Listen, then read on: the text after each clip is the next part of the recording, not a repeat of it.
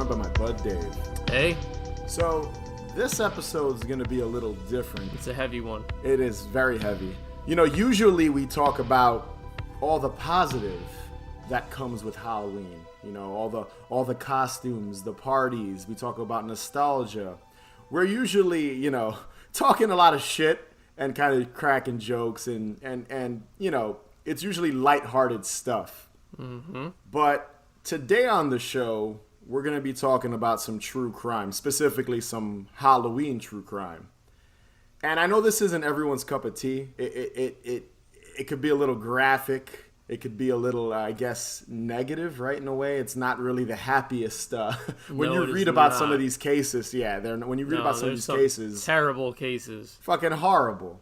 So you know, if you don't listen to this episode, we'll still love you. We understand why, but I know we want to talk about something in this intro. There's something you found, Yep. and you found interesting on your journey finding your case and doing research.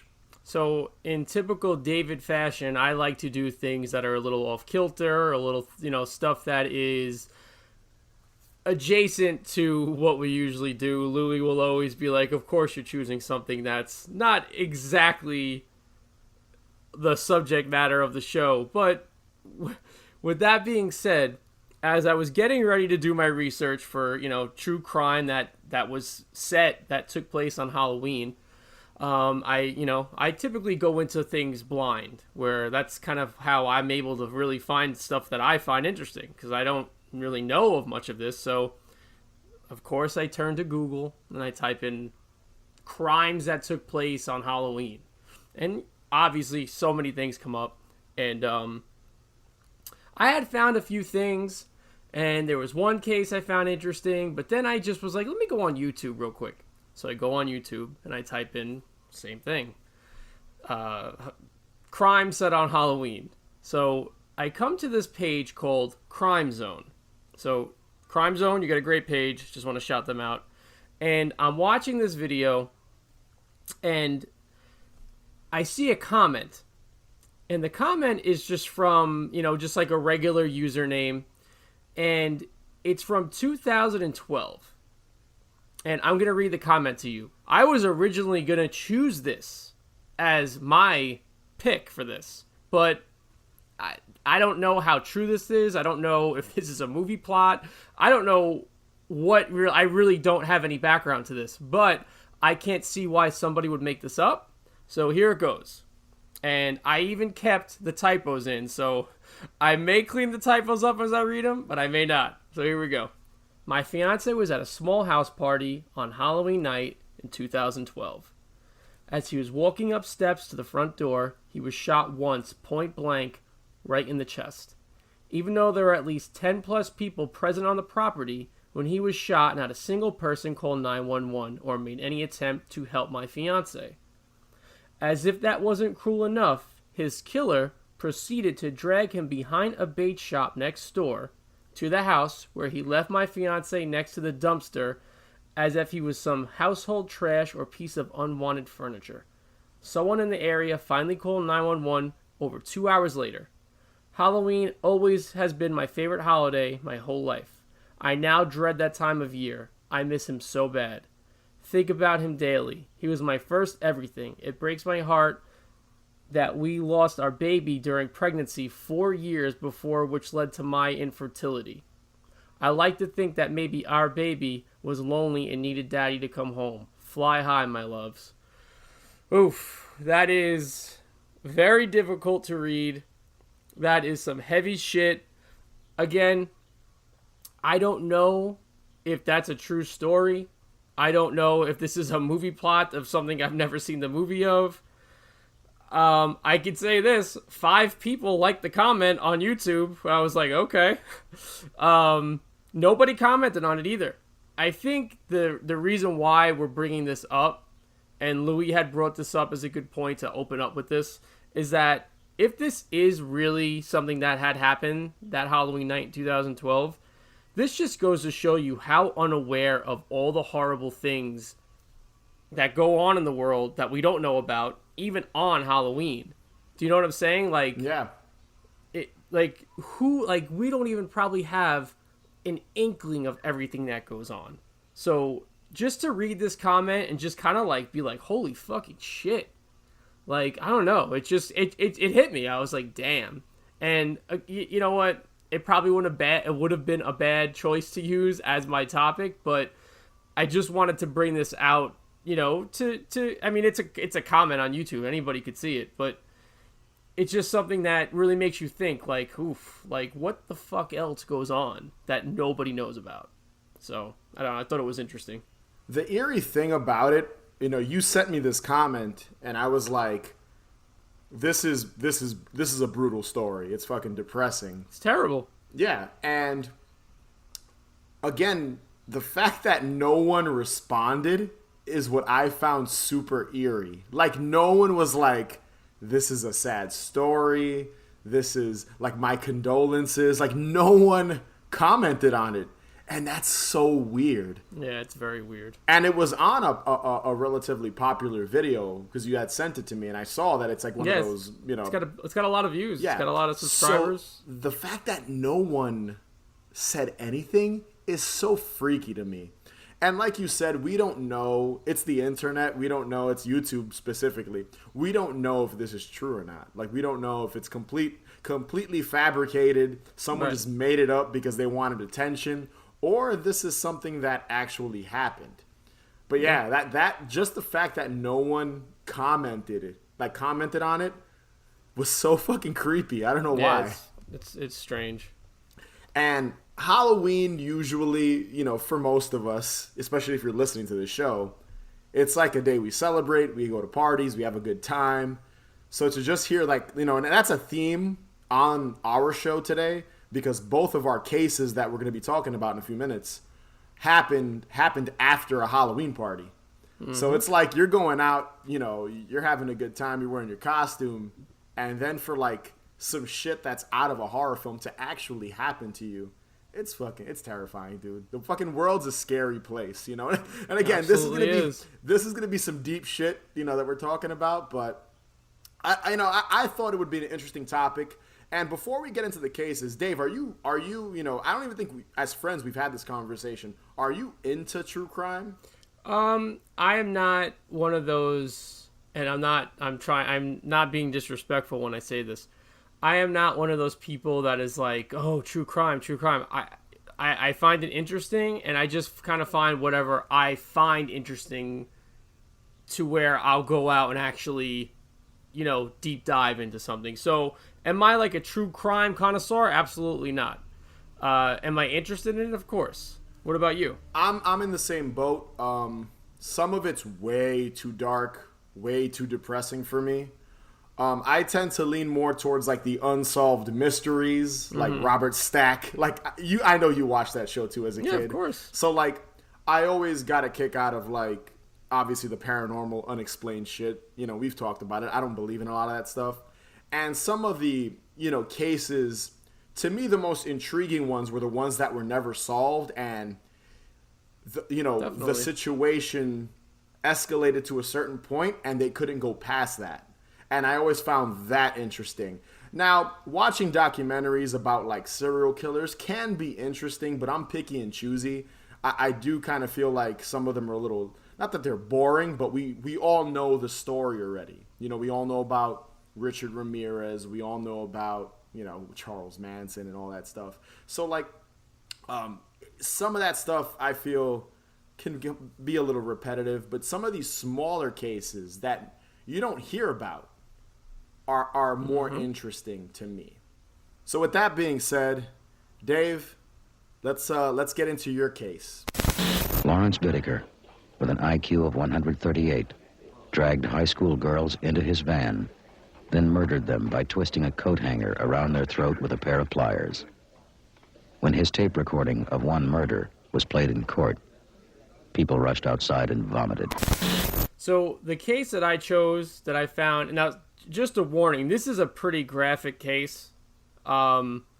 It's an evil story, and I'm not saying I chose it because it was evil, but it's apparently one of the most known like brutal crimes like out there, and I actually didn't know about this. So reading about this and doing a little research and whatnot, I was like, holy shit. So without further ado, I chose the murder of Shirley Ledford. It took place on October 31st in 1979. And like I said before, it's also considered to be one of the most brutal killings of all time. On top of it all, the killers recorded it all on audio tape. The 16-year-old was hitchhiking home from a Halloween party in the San Fernando Valley in California. Shirley was approached by a van containing two men outside of a gas station and was offered a ride home from Lawrence Whitaker and Roy Norris. It's led to be believed that Ledford accepted the ride because she recognized Whitaker as a frequent patron of the restaurant she worked as a part-time waitress. Whitaker and Norris would eventually be known as the Toolbox Killers because of the objects they used to torture and murder their victims. On top of picking up Ledford, the two have already been on a killing spree the past few months. Ledford would be their fifth and final victim. The two men drove to a secluded street and bound and gagged Ledford. They would go on to record the entire situation, which has been transcribed and can be found on the internet. While Whitaker drove the van around aimlessly, Norris tortured and assaulted Ledford. He used tools, his fists, mutilation. The men would switch driving. Ledford begged and pleaded with the men for 2 hours before she was strangled to death with a wire coat hanger. They left her body on a random lawn to get the largest reaction they could from press and media when Ledford would eventually be discovered. What led to Whitaker and Norris's capture was bragging about the murders in vivid detail, which would lead to the information being passed on to law enforcement.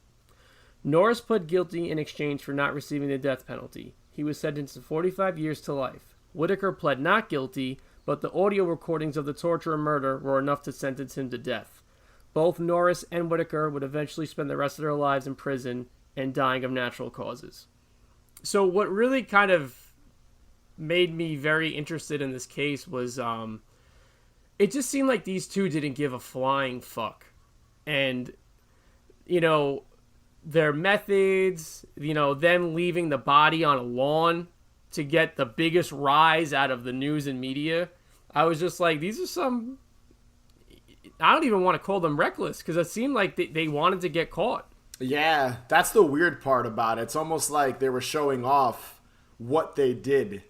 Well, that's what I'm saying. So in the research I was doing, they were bragging to people. They were telling like people they knew, and I guess the people they knew were just like, okay, you fucking crazy psychopaths, I'm gonna go tell somebody what you just did.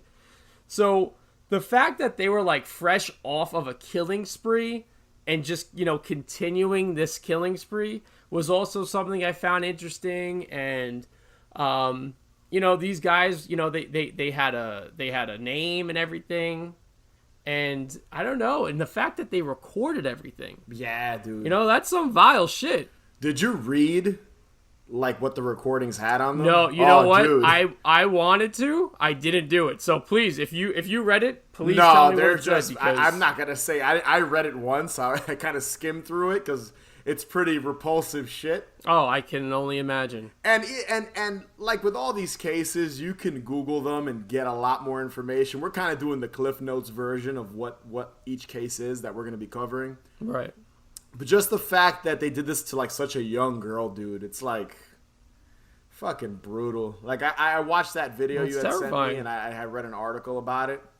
And I'm just like, these dudes, and they both died in prison, and they lived to be like in their, I think, like 70s or 80s, to be old age. Yeah, they died of natural causes. It's fucking crazy, like, that people like that don't, like, they live almost full lives, yet they're rotting away in prison, but the fact they took away, like, such a young person that was just coming home. It was Halloween. She was coming home from a party, like, and she was just hitchhiking, which was the first mistake. I feel like a lot of these stories, especially in the 70s, like, hitchhiking was such a normal thing. That was such a thing. And there's been other cases where people were murdered because of hitchhiking. And you could see why it's illegal. Like, I don't know. I've never looked into it if hitchhiking's illegal. It was illegal back then. I was just going to say, I didn't know that. Well, yeah, hitchhiking's illegal in New York, at least. Again, I don't know what other... I'm pretty sure other states follow similar laws, but... Right. Hitchhiking is not legal, dude. Like, you're not supposed to just hitchhike. So, like, this girl picked the wrong dudes. Like, what was going through her mind to be like, I'm going to go with these two grown men, because they were grown men. Right. But then think about this. Since she's already hitchhiking, think about how many times she probably has hitchhiked already. You know what I'm saying? So that's even just scary to think about in itself. But just the fact that these guys recorded it, these guys were looking for the maximum, like, shock value. And that was, like, the most interesting aspect of this to me. You know, it's just... And the one guy tried to plead not guilty. Which is crazy. Which is wild. Yeah, that shows you how much of, like, a fucking psychopath they both were. Like, they're fucking nuts. Yeah. And if you look them up, they're pretty crazy looking, the guys. They definitely don't look right. One was like in his like late 20s, and the other one was in his early 30s. They weren't like older. Like, they were older than her. They weren't, yeah. But they weren't like older guys. Like, fucking weird, man. It's just when you read about these, and this is a story I had never heard of. Like, and it seems like neither have I. It seems like a popular case amongst like the true crime scene. I'm like sure. when it comes to like Halloween cases. So that just goes to show that, especially opening up with the topic we did in the intro of the show, is that you don't know what happens. Like, we don't know probably half the things that happen that go on that isn't covered by the news, that isn't covered by media. That's probably way worse than this case. And, you know what I'm saying? And this is a pretty fucking bad case. It makes you just feel like, damn, Halloween's supposed to be the night of partying, having a good time. This poor girl was just fucking executed and tortured, and she didn't deserve it. It was now 4 a.m. on Thursday, November 1st, 2001. Okay.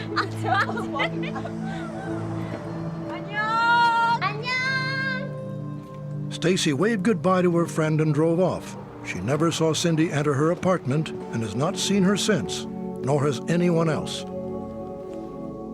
Cindy Song simply disappeared that night. Police were baffled. So the case I'm going to talk about is the disappearance of Cindy Song. So I don't know if you know this, Dave, but apparently lots of people have just disappeared on Halloween. Like, it's a thing. Dude, there are so many cases of people just vanishing. It's fucking weird, and it's just like, what is it about Halloween and disappearances? So on Halloween night 2001 in Pennsylvania State University, a college student by the name of Cindy Song went to a Halloween party at a nightclub with two of her friends. Cindy was dressed as a bunny, like she was wearing a pink shirt, I believe, and she had pink bunny ears. When you look up these pictures, dude, and I think I've used this word a lot, but it's pretty fucking eerie just knowing what happened to her later that night. Like, it makes those images of her having fun with her friends it just makes it really creepy. Oh, always. And, you know, she was having a good time, and the group ended up hanging out at the club until 2 a.m., which I believe is when clubs close in Pennsylvania. It's not like New York where shit stays open until 4 o'clock in the morning. So after the club, the group decided that they wanted to continue hanging out, and they went over to a friend's house to continue partying and play video games. So at 4 a.m., the two friends drop off Cindy at her apartment, and this is literally the last known whereabouts of Cindy Song. So a couple of days pass. I think from the research I found it was 3 or 4 days, and her friends start getting worried. They haven't heard from her. Keep in mind, this is like 2001, so like social media and all that wasn't really a thing. So when you don't hear from someone, it's like, you know, usually a phone call, or I believe texting was a thing in 2001, if I remember correctly. You know, you can get worried. And it's funny you bring that up, because nowadays, if somebody isn't posting on Instagram, Twitter, Facebook, or has any kind of social media presence, like say someone does it every day and then suddenly they don't do it for 3 days, it legitimately brings you like fear of something that happened to that person. You're like, oh, I hope this person's okay. Which, I mean, I guess it's a good thing that you could be aware that somebody might not be all right, but it's also kind of crazy that you can gauge somebody's well-being off of them being absent from social media. It's a little ridiculous. You know, some people just need a break Yeah. from social media, so they just kind of like go cold turkey on it and like, all right, I'm deleting all these apps, Instagram, Facebook, Twitter, and just disappearing. But this was 2001, so it was a very different landscape when it comes to that sort of thing. So her friends, again, are worried. They call the cops. They go to her apartment, and they check the place out. Inside the apartment, they find her backpack, cell phone, and the fake eyelashes she was wearing with her Halloween costume. So she obviously made it home that night. Like, she made it into the apartment. The only things that were missing were her debit/credit cards, her ID, her apartment keys, and the bunny costume she was wearing.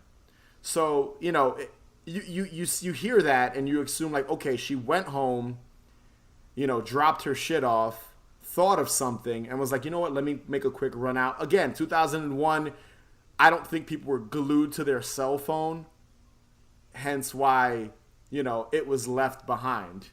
There was also no sign of forced entry. The apartment wasn't ransacked or anything. Everything looked completely normal. So, you know, when you see an apartment like that, you know, especially when there's been like a home invasion or something like that, you know, so you find a broken window, broken door. I was even looking up to see if the door was just left open or something, but I really couldn't find that in my research. I read like fucking 5 articles on this case, watched a bunch of videos, and I don't think I was able to pinpoint if like the door was just left open in the apartment. She did have a roommate, which I'll get to in a minute. So it looked like she made a quick stop somewhere. One theory is she went to like this grocery store in town, something like a 7-Eleven, one of those like 24-hour stores that you can buy like chips and soda and shit at, you know. We all have those stores near us, and you know, so it would make sense if you're out hanging out partying, maybe you get hungry, you don't have anything in the fridge. You know, you go take a walk to the store, to the corner store, and buy something. I read that they think either someone she knew was with her after she was dropped off, and they murdered her, or she was abducted before making it to the grocery store. Again, these are all just theories because she just fucking vanished. Now, investigators looked into her cell phone, and no calls were made or received. They checked her emails. There wasn't anything fishy. Even her credit card, and debit card, there were 0 transactions on them. So it's not like again, if she was going to the store, they would have been like, okay, she bought a bag of Doritos. There was nothing. Apparently, the footage in the store was already recorded over, so they had 0 proof that she even made it inside. Which is fucking crazy. Like, you know, there's literally no evidence of this girl, what she did after being dropped off. So I have a few more tidbits here on Cindy's kind of like her backstory, what her situation was leading up to her disappearance. So apparently she had gotten out of a serious relationship with a guy who she lived with off campus. And it didn't work out, you know, and she moved into a new apartment with a roommate. What's weird is I was looking up to see, I'm assuming she was friends with her roommate, but a lot of these articles don't really pinpoint any kind of interaction with the roommate that night, which I found a little odd. But again, she was basically dealing with a breakup, and that was her new living situation. According to her friends, you know, she was doing her best to move on from that relationship. She was talking to a therapist, taking medication, which when you think about it, you know, you think depression and, you know, someone that's dealing with a lot of personal demons and maybe some shit, you know, obviously something deep emotionally was going on in her, in her mind, and, you know, her heart was broken, yada, yada, because I believe the guy broke up with her. She also had a journal where she wrote down her thoughts. And again, from what I read, this girl wasn't really in a dark place. She was just kind of overcoming this whole breakup. Yeah. She had a lot going for her too. She was finishing up college. She was a senior. She only had a few more months and she was completely done. She had bought a ticket for an upcoming Britney Spears concert, a new computer, and she even signed up for a graphic design internship. So this girl was making moves, you know. She was trying to figure out what she was going to do with her future. She had events coming up. You know, this isn't a girl who's like moping around in her apartment, not really knowing what to do with herself, just fucking crying, depressed. You know, and all of her friends, you know, they didn't believe that she would cause any harm to herself, and she was doing very well emotionally. Now, there's two really strange things about this case that I found just kind of weird and off. One is that her family lived in Korea, and they came to PA to help the investigation, and they cleaned Cindy's apartment, which basically canceled out any possibility of like evidence. They probably did it unintentionally, but it's still strange. Like from what I think there was a video I was watching where the apartment was never being used as evidence. I guess they looked and they saw there was nothing there. So there was no sign of a struggle. So like it wasn't really a crime scene, but just the fact that the family went and cleaned it is fucking weird. Right? Yeah, that is weird. I just got chills thinking about that.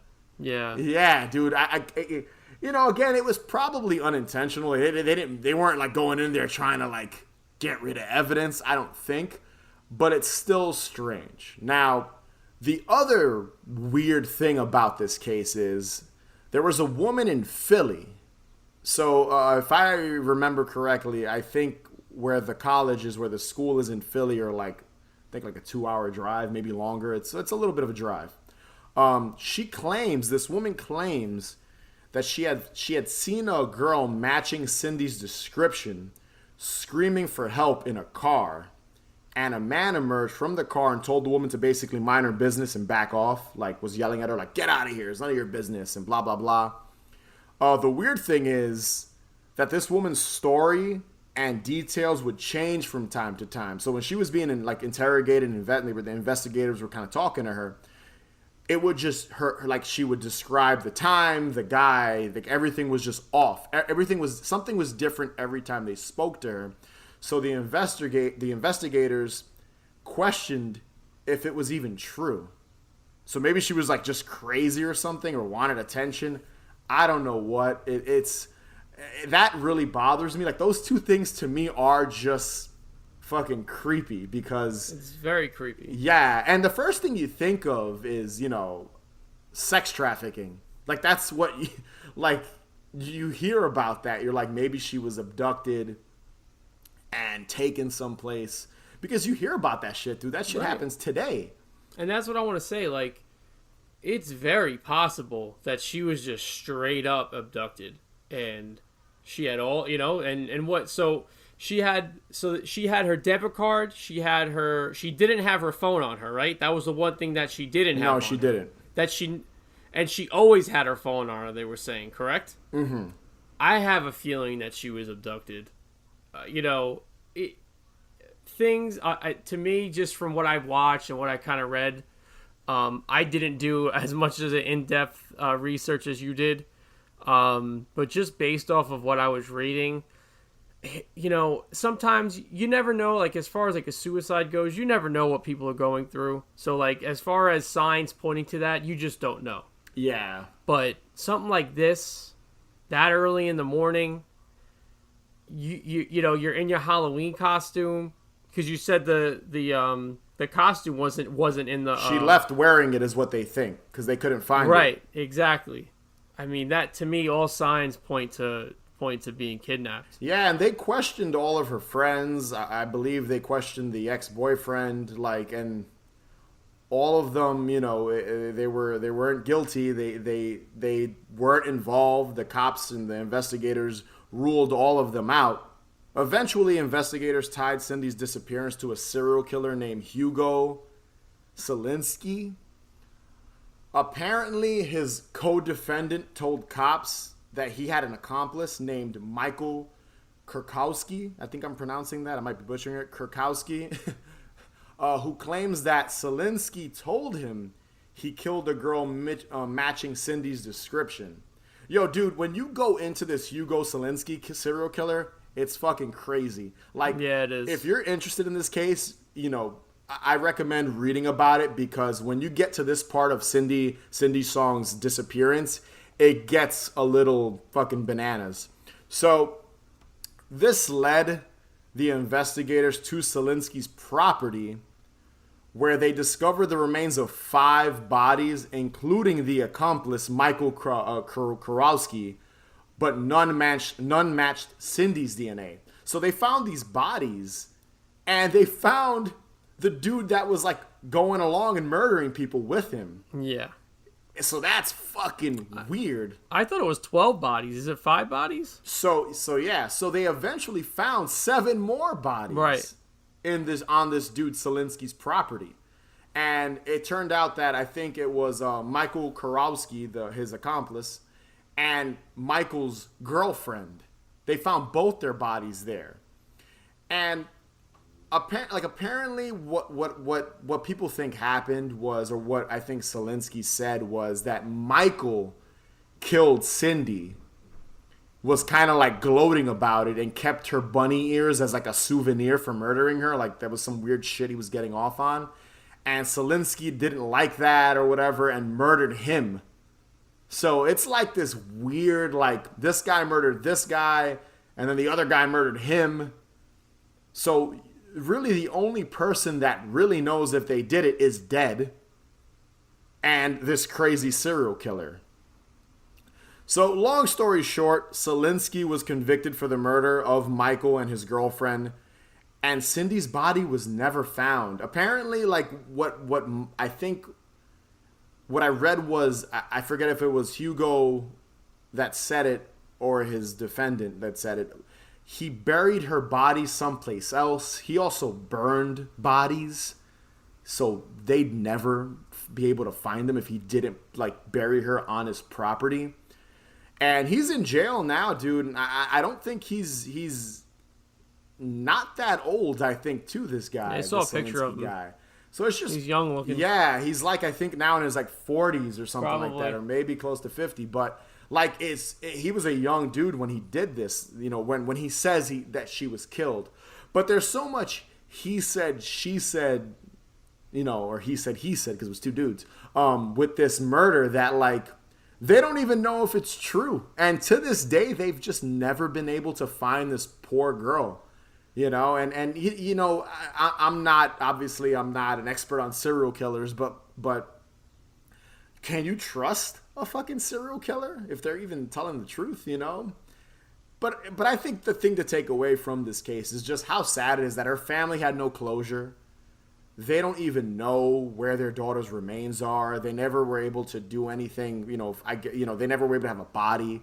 It's super sad, man.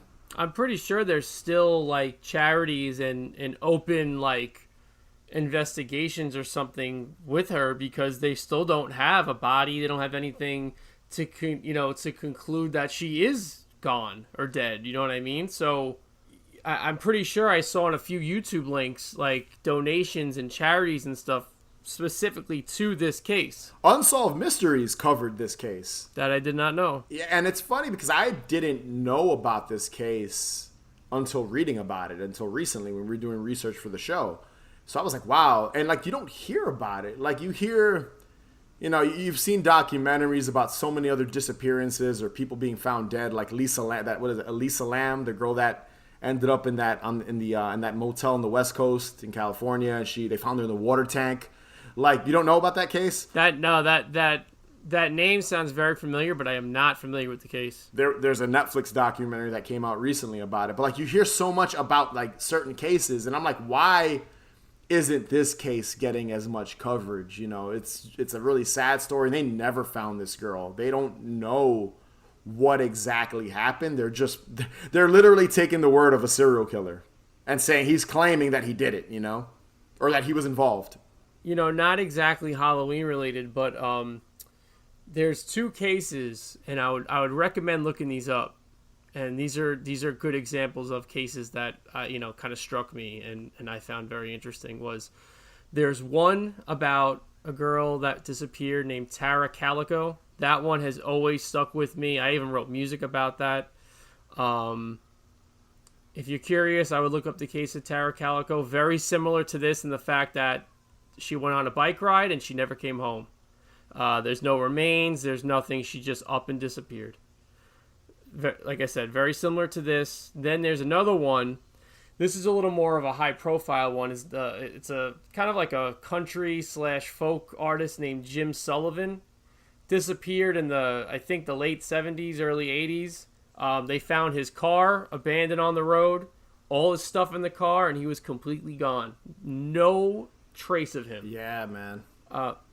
Look up Jim Sullivan because that is a very interesting story to read. And listen to his album UFO because it's fucking awesome. And that's where a lot of his disappearance ties into the release of that album. So it's a case that's definitely worth checking out.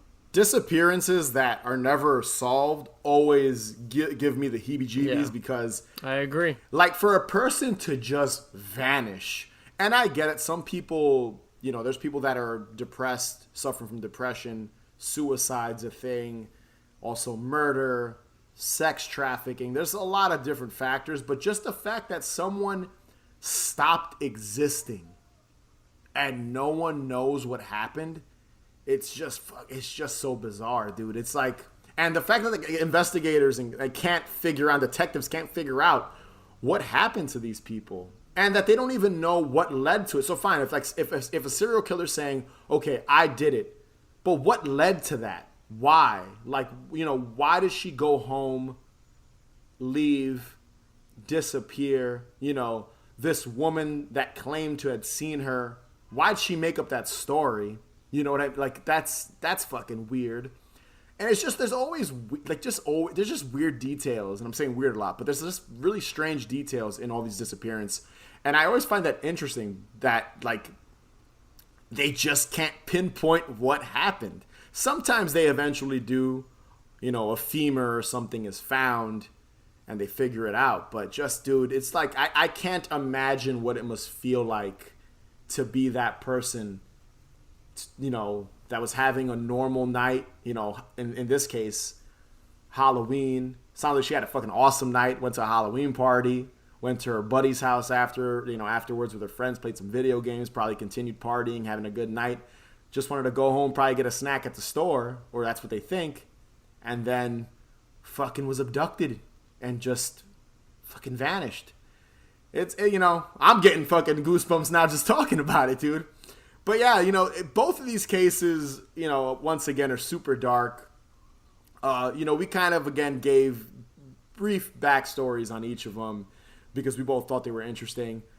I recommend going back and reading up on both of these cases if it's your thing and you've never heard of them, because they are really interesting, and Halloween's always filled with, fiction and we watch horror films and we dress up as monsters. But the fact that monsters fucking truly exist and this shit happens, it's fucked up. That's the best way I could say it. It's fucked up. With a holiday that brings people so much joy, that something so dark like these two cases can happen, it fucking blows your mind. Right, but with that being said, the fact that these cases are set on Halloween just makes them that much more eerier.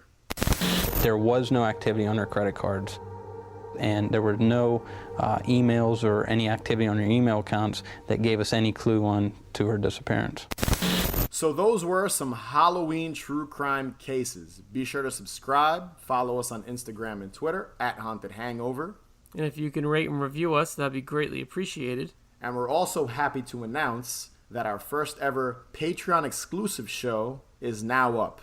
Dave and I cover the original 1978 Halloween. We're still figuring things out with Patreon, so over the next few months we'll be covering different types of topics, specifically the Halloween series in its entirety. And a few other ideas we have brewing are doing some Are You Afraid of the Dark group watches, some movie group watches, among other things. So if this is something you would be interested in, please check the link in the description of this episode for more information. And remember, the best cure for a hangover is more booze. Later, guys.